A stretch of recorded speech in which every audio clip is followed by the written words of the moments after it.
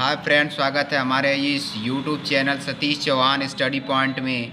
तो दोस्तों, आज से हम लोग कक्षा 6, 7, 8 की बेसिक क्लास, आज ये वीडियो है कक्षा 6, 7, 8 की बेसिक क्लास।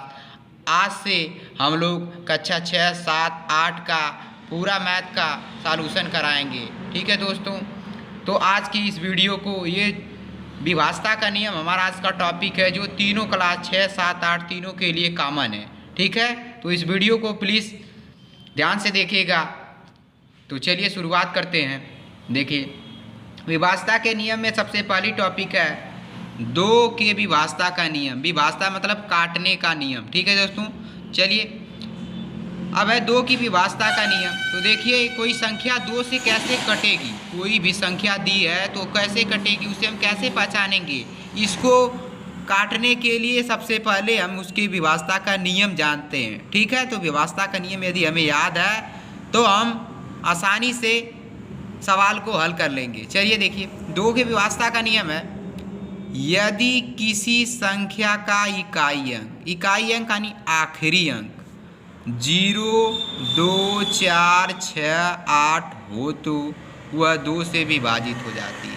परिभाषा में क्या बताया, यदि किसी संख्या का आखिरी अंक 0, 2, 4, 6, 8 इस पांचों अंक में अर्थात सम संख्या होगी तो वह किससे कट जाएगा, 2 से। जैसे हमने उदाहरण लिया 540, तो इसमें आखिरी अंक यानी इकाई अंक क्या है, 0, तो 2 से कट जाएगा। यहाँ इकाई अंक 798 में 8 है, ये भी कट जाएगा। 624 इकाई अंक 4 है, तो ये भी कट जाएगा। 352 इकाई अंक 2 है, ये भी कट जाएगा। 656 इकाई अंक 6 है, तो वो भी 2 से कट जाएगा। ठीक है दोस्तों, तो ये रही 2 की विभाज्यता का नियम। अगले हेडिंग है 3 की विभाज्यता का नियम, यानी कोई संख्या 3 से कैसे कटेगी, हम किसी संख्या को 3 से कैसे डिवाइड कर देंगे।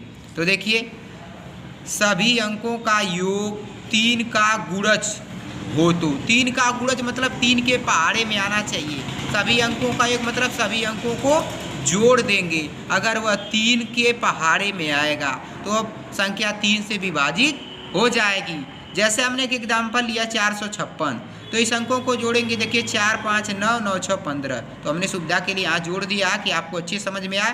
तो 4, 5, 9, 9, 6, 15। अब इस 15 में हम लोग 3 से भी भाग कर देंगे, कितना 5 बार में कट जाएगा। ठीक है, तो हमें यही करना है, हमें ये करना नहीं है, लेकिन हम आपको समझाने के लिए कर दिया हूँ। देखिए 9693, तो इस अंकों को जोड़ेंगे 9 + 6 + 9 + 3, तो हो जाएगा टोटल 27। 27 में 3 से भाग करेंगे तो 9 बार में डिवाइड हो जाएगा, यानी कट जाएगा। तो हमारे इस 3 के विभाज्यता का नियम ये कहता है कि जो भी संख्या दी रहेगी सभी अंकों का सम कर देंगे, जोड़ देंगे। अगर वह 3 के पहाड़े में आएगा तो वह संख्या 3 से क्या आ जाएगी, विभाजित हो जाएगी। तो अगला है 4 की विभाज्यता का नियम।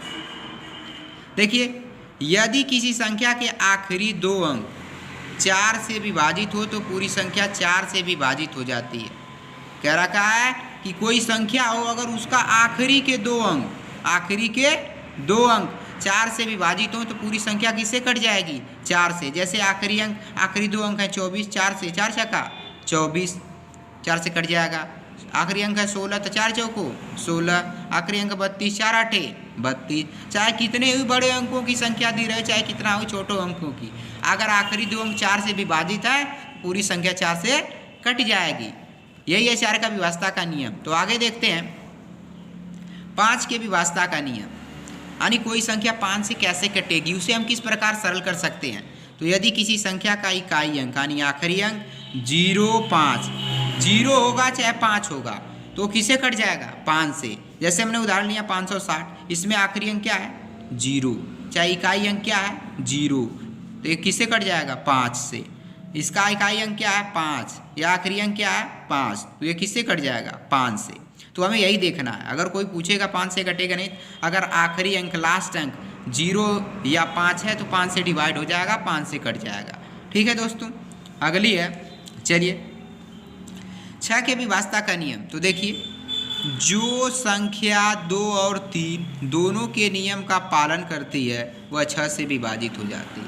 इसका कहने का मतलब कि जो 2 से भी कट जाए और 3 से भी कट जाए तो वो 6 से कट जाएगी। यही है 6 का व्यवस्था का नियम। जैसे मैंने उदाहरण लिया 12, 12 2 से कट जाएगा, 2 6 का 12, 3 से भी कट जाएगा, 3 चौको 12, तो हम डायरेक्ट इसे 6 से काट देंगे, 6 दूनी 12। एक और उदाहरण 18, 18 2 से कटेगा, 2 9 18, 3 छक्का 18, तो इसे डायरेक्ट हम 6 से काट देंगे, 6 3 18। यही है 6 के व्यवस्था का नियम। अगला है 7 के व्यवस्था का नियम। यानी अब कोई संख्या 7 से कैसे कटेगी, तो देखिए 7 के व्यवस्था का नियम है इकाई अंक का 2 गुना शेष बची संख्या में से घटाने पर वह 7 से विभाजित हो जाती है, तो उसे 7 का नियम कहते हैं। जैसे इकाई अंक यानी आखिरी अंक है 9, तो 9 इसी का हमें 2 गुना कर देना है, 9 का 2 गुना 18, शेष बची संख्या यही 74 है, 74 में से घटा देंगे तो आ जाएगा 56, इसी शेष बची इसी संख्या में 7 से भाग कर देंगे तो कट जाएगा, यानी 7 8 56। तो ये रहा 7 का व्यवस्था का नियम। तो अब हम इसके बाद यानी 8 का व्यवस्था का नियम देखेंगे।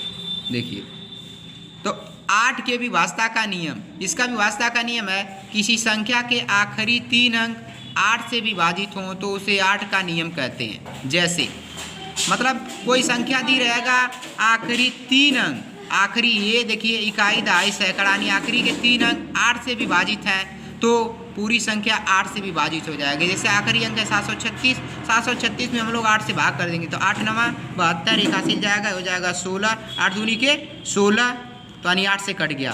तो अगर आखिरी 3 अंक 8 से कट रहे हैं तो पूरी संख्या किससे कट जाएगी, 8 से। ये 8 के व्यवस्था का नियम।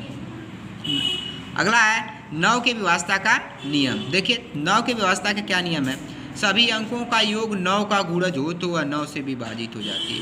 सभी अंकों का योग, योग मतलब जोड़, 9 का गुणज यानी 9 के पहाड़े में आएगा। सभी अंकों का अगर हम जोड़ देंगे, अगर वह 9 के पहाड़े में आएगा तो वह 9 से विभाजित हो जाएगा, यही कह रहा है। तो देखिए हमने एक उदाहरण लिया है 756, तो हमने इसको जोड़ा 7 5 11 6, 7 5 12 12 6 18, यानी 3 के 9 के पहाड़े में आएगा 18, तो 9 दूनी के 18, यहाँ से 9693, 9 6 9 3 जोड़ेंगे टोटल आ जाएगा 27। 27 में 3 से भाग करेंगे, 3 9 27, 9 9 3 27, यानी 9।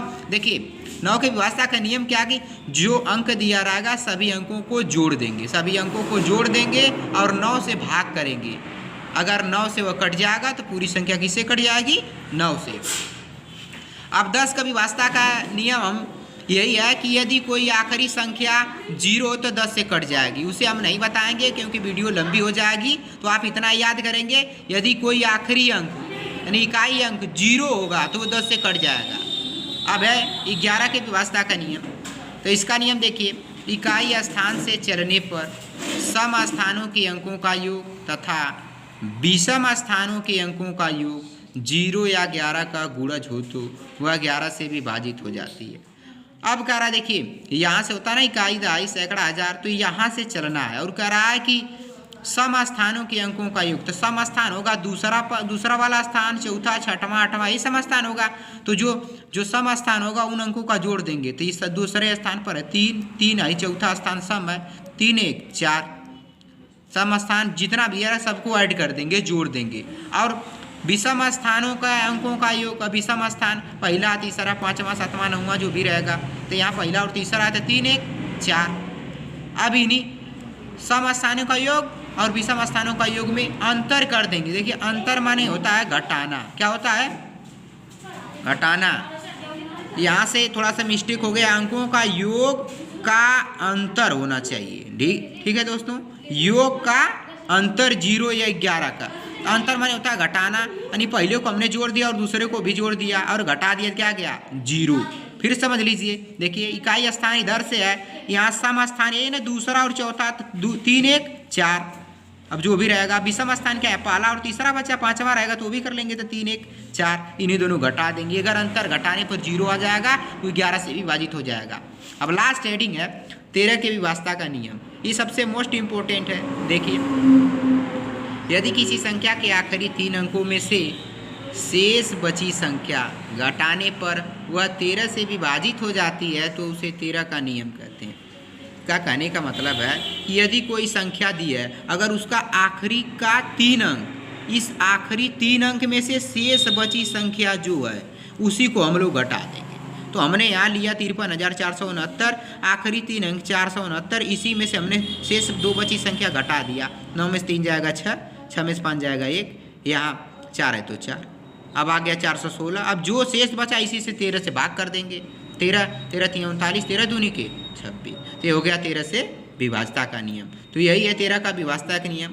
ठीक है दोस्तों, तो आज की वीडियो यहीं तक। मुझे उम्मीद है कि आपको ये वीडियो समझ में आया होगा। यदि वीडियो समझ में आई है तो चैनल को लाइक करें, शेयर करें, कमेंट करें, और चैनल पहली बार है तो प्लीज़ चैनल को सब्सक्राइब करें। तो धन्यवाद।